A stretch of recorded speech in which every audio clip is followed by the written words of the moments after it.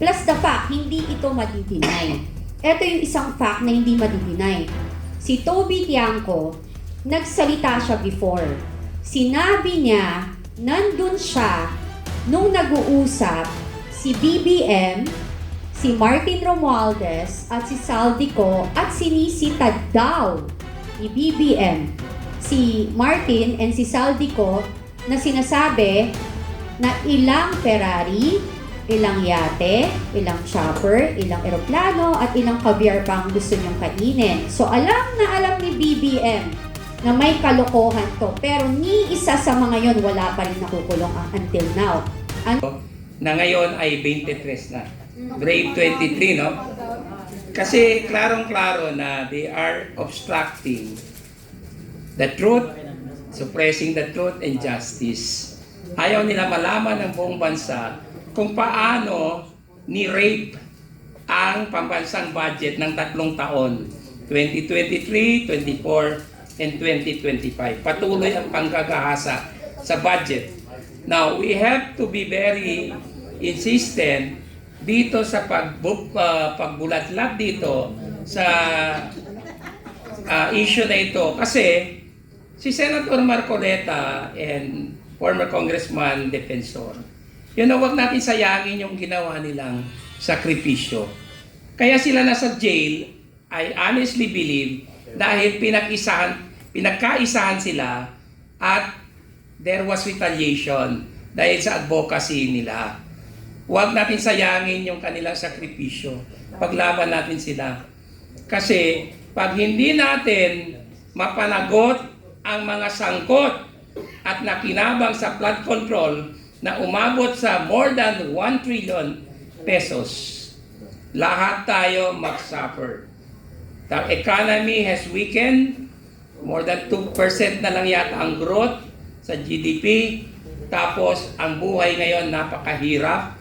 Mataas lahat, sabi ni Cathy. Mag-62 na yung dalawa. Halos lahat ng mataas. Ang sweldo na lang mababa. Ang income na lang ang wala or mababa. Lahat nagsitaasan. That's because merong real effect itong flood control scam na ito. Imagine more than 1 trillion na wala sa market, tinatago ngayon, hino-hoard. Hindi nila ginagastos kasi mati-trace sila. So wala yung pera na yan, more than 1 trillion sa market. You can just imagine the implication of that. It will not produce enough opportunities, negosyo, and trabaho. Kaya nagsasuffer ang economy natin. That's why we have to insist on the investigation of the flood control scam.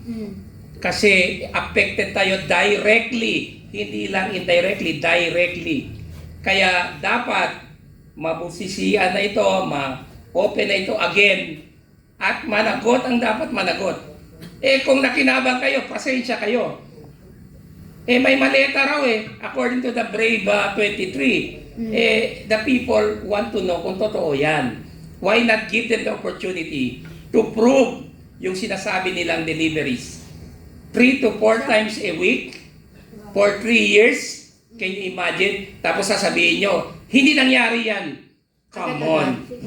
Sobra naman yan. 3 to 4 times a week ang deliveries of maleta tapos hindi nangyari. Nobody will believe that. Kaya nga tayo, we are suffering from an image problem abroad. Ayaw na mag-invest dito kasi nagsisinungaling ang mga opisyales.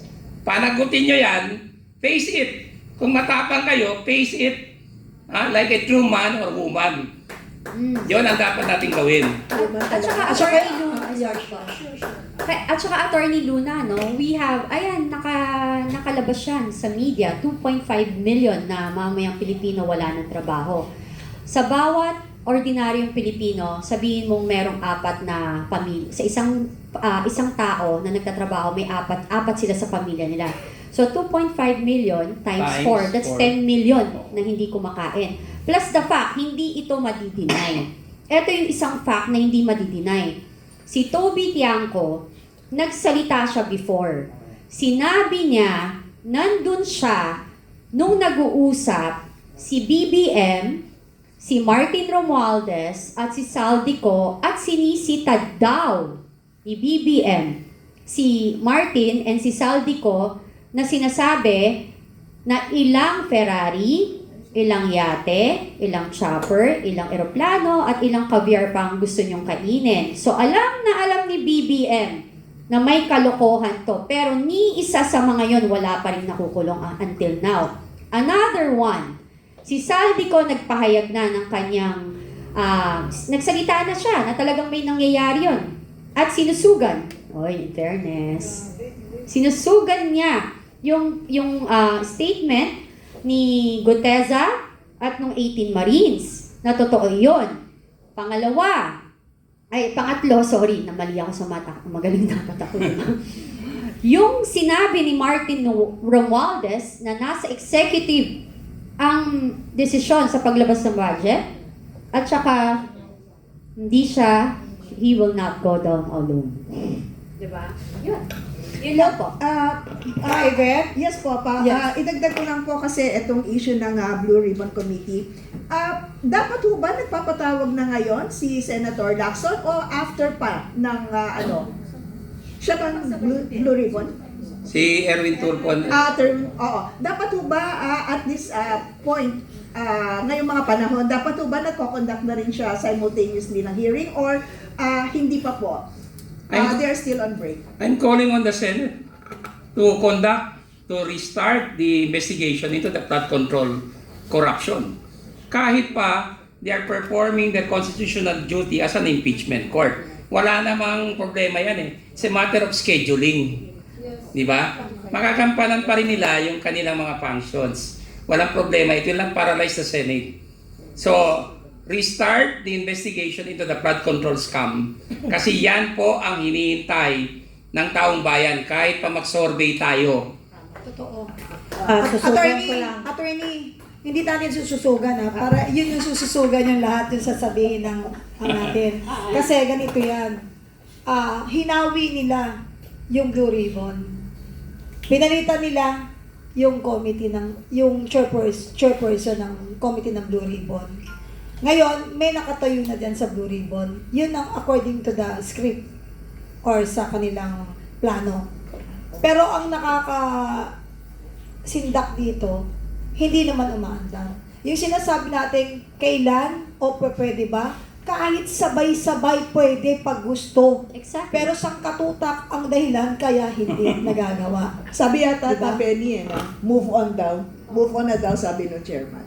At saka may rin ako, nabalitaan namin na itong si Pinky ay naghahanap, kilala niya na yung sarili niya. Naghahanap siya ng tanim witness. Uso-uso ata dito, no? Na may mga kinausap siya na hinahanapan niya kami ng tanim witness para sabihin na ang mga diskaya ay nagbigay ng 250 million pesos sa amin. 'Di ba? Huwag kang feelinggero. 'Di ba? Huwag kang feelinggero. Huwag kayo masyadong confident. Oo, feelinggera ba? Oo nga, Pinky pa lang. So, ang tawag dito, huwag kayong overconfident. Kasi kung feeling nyo, may mga tao kayo na nakakausap at panic sa inyo, mas marami yung pumapanik sa katotohanan. At ayaw maging kakampi ng demonyo. Ayan, yung Blue Ribbon Committee, Kaso yung bang sinasabi niya, naghahanap ng tanim, ano ba yung gustong mahanap? Farmers? Hindi, ang hinahanap yung itatanim pa lang aanihin na. Hindi. Meron din. Mahirap kasi Kakatanim pa lang aanihin na. Hindi, ka-Astra at ka-Penny. Mahirap din kasi magtanim kapag semento yung negosyo, di ba?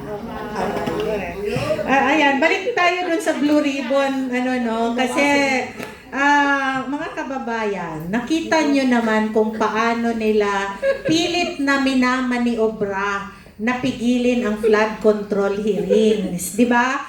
Unang-una, nagpalit tayo ng Senate President para maayos na. Pinilit nila yung pagpalit ulit ng Senate President para mapalitan yung Blue Ribbon Committee Chair para hindi matuloy. Naalala nyo na dapat meron pang hearing na gagawin si Senator Marcoleta sa flood control. Biglang nagsulat nag-issue ang kampo ni Gatchalian na hindi daw legit ang magiging hearing na yon. Kaya ang ginawa ng kampo ng grupo ni Senator Alan Cayetano, nag-file sa Supreme Court. questioning the June 3, no, na proceedings ng Senado. Ngayon naman, eto na, nalipat na yung ako, feeling ko, special request niya yun na siya yung i-appoint bilang, ihalal bilang Blue Ribbon Committee chairperson. Kasi yung pamilya nila involved at nakatanggap din ng flood control. So, saan ka po nakakita mga kababayan na ang maglilid sa investigasyon ng flood control ay siya rin inaakusahan na nakinabang sa flood control project. Ngayon, kahit po nasa break ang Senate ngayon, pwede po silang mag-conduct ng committee hearings. Kaya mga kababayan, manawagan tayo, dikdikin natin. Dikdikin natin ang lahat ng social media natin at ipanawagan natin na ang mga senador ay manindigan, ipagpatuloy ang flood control hearings na naantala dahil sa kanilang calisthenics. So, parang mga gymnast sila ngayon dyan sa sa Senado, di ba? Kailangang ituloy ang flood control hearings kaakibat at kasabay sa ginagawang pagdinig ng Korte Suprema. Kung ang Korte Suprema ay hindi tumitigil, dapat ang Senado ay hindi din tumigil because you are the last bastion of democracy in the Philippines. Pero Paano ang pa Senado natatawag ngayon na may Malacanang Senate daw, merong may Malacanang Senate at may People's Senate, may Senate. Senate of the Philippines. Oo. Dalawang klaseng Senado na daw. Oo, dalawang uri. Ngayon na Dalawang uri. nagkakaiba, di ba? May dalawang gavel na rin. Astra, tuloy-tuloy natin to tuloy-tuloy natin to kasi malapit na tayo dumating doon sa pinaka-ante ng lahat, yung rapid fire round na gagawin natin sa dalawa. And of course, salamat sa lahat na nandirito, mga bloggers, medias, and of course, our moderators na talagang laging sinasaluduhan nating lahat. And of course, our guest panelist for today. At syempre, ang stand po ng PDP ay malinaw at ito'y tandaan ninyong lahat. Rule of law, ang due process, at syempre ang accountability. Protektahan natin ang mga tao na tulad po ni Senator Marcoleta na lumalaban para sa tama kahit po nag-iisa. Walang dapat takutin, walang dapat patahimikin. Ang pera ng bayan dapat para po sa bayan, hindi sa bulsa. Sabi niyo kanina, hindi kayo naniniwala sa karma. But, to tell you the truth, karma is real. What goes around, comes around. At ngayon, mga kaibigan, mga kasangga, kasama, pero walang kakampi, ayaw natin yun. Dito na po tayo sa rapid fire at marami pa pong itatakil up sila. Habulin natin, pagkakasyahin natin ng 15 minutos para matapos natin ang kumpletong lahat. Eto na, mga ka-PDP, oras na para sa ating rapid fire round. 30 seconds per answer lang, mga panelists. Laban tayo dito, And of course, may mga list of question po para kay Ma'am Cathy and kay Attorney Luna. At pwede na. Game na ba kayo? Game na. Okay. Ako gusto mo, Yvette, ikaw ang unang magtanong doon Okay. sa 5 sa rapid fire. Okay, first question, Attorney Luna. Yan na. Constitutional ba ang impeachment trial kay VP Sara? Yes or no? May problema, no. Kasi yung presiding officer pa lang, questionable na. Because it should be the Senate President who should preside, not Senator, Judge, Chis Escudero. Okay. Ang answer yes or no? Yes or no? No, because there's No. a problem. Yes? Ka-Yvette? Alright. Dapat ba protektahan ang independence ni Senator Marcoleta sa Senado? Yes. Yes. Okay. May pananagutan ba ang gumawa ng ghost flood control project? Yes Of na course. yes. Yes. Kaya dapat talaga gawin na yung bitay. Ibalik natin yung bitay. May ngipin pa ba ang Senate Blue Ribbon ngayon? Wala under the present leadership, no. Ka- Wala. Wala ngang hearing Tapos si Erwin Tulfo ang chairman. Paano yan? May conflict of interest. Wala bang pwedeng in middle? Kasi mali mo naman biglang mag-bounce back si Erwin Tulfo. So the answer is Wait, matang. Sandali lang. So the answer is a big no. Ha? Yeah. Sa'yo, big no. Big no because he is the chairman. Mm. Kung iba ang chairman, baka hindi. Wag lang yung isa pa na dati. Oo. Another problem din yun. Okay. Ang sama ng tingin mo. Ang ganda ng sagot. Init ng ulo. Parang nagugustuhan ng ating mga media at ng mga ating vloggers yung sagot ni Attorney Luna. At ngayon naman, susunod naman na isasalang natin sa rapid fire ay si Ma'am Cathy. Pangunahan nyo ka Astra. Tagal. Tagal. Rapid, rapid, rapid na. Hindi na kasalamin, magsalamin mo na ako. Kaya wag ka kunwari na Hindi maganda pala yung pwede ng sa mata. rapid Basa! Basa. Miss Cathy, nakakatakot ba magsalita ngayon dahil sa nangyayari kay Senator Marcoleta? Yes or no? Hindi. Very inspiring. Yay! Another question. Political persecution ba ang nangyayari sa impeachment trial? Yes or no? Yes, halatang halata, di ba? Kasi ano siya eh, ano mo yung melodrama? Di ba? Paulit-ulit scripted. K-drama? Oh, paulit-ulit. Okay. Corruption ba ang dahilan kung bakit binabaha pa rin tayo? Yes or no? Of course, yes. Malaking yes. Why? Ano yun? Why? Okay.